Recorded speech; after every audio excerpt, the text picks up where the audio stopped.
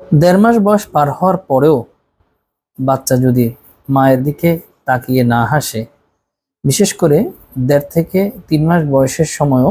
বাচ্চা যদি মায়ের দিকে তাকিয়ে না হাসে, অথবা অন্য কারো দিকে তাকিয়ে না হাসে, অথবা মেডিকেল ভাষায় যেটাকে আমরা বলি সোশ্যাল স্মাইল, সেটা যদি না হাসে, তাহলে বাচ্চার মানসিক বিকাশ পিছিয়ে যাওয়ার একটা সম্ভাবনা থাকে। কোনো বাচ্চা যদি জন্মের পর থেকে পারসিস্টেন্ট মানে দীর্ঘদিন ধরে যদি হাতে ভাবে মুট করে রাখে, হাত যদি না মেলে, সেক্ষেত্রেও কিন্তু বাচ্চার মানসিক বিকাশ পিছিয়ে যাওয়ার সম্ভাবনা থাকে। মানসিক বিকাশ বলতে বোঝাচ্ছি বাচ্চা বসতে দেরি হওয়া, হাঁটতে দেরি হওয়া, কথা বলতে দেরি হওয়া, অন্যান্য যে কাজকর্ম সেগুলোতে পিছিয়ে যাওয়ার সম্ভাবনা থাকে। কোনো বাচ্চা যদি 1.5 থেকে 3 মাস বয়সের মধ্যেও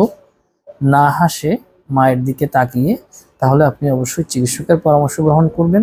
এবং বাচ্চার কোনো মানসিক বিকাশ পিছিয়ে যাওয়ার সম্ভাবনা আছে কিনা সেটা তার সাথে আলাপ করে, যদি শিশু বিকাশ কেন্দ্রে যোগাযোগ করে আর্লি স্টিমুলেশন দেওয়া হয়,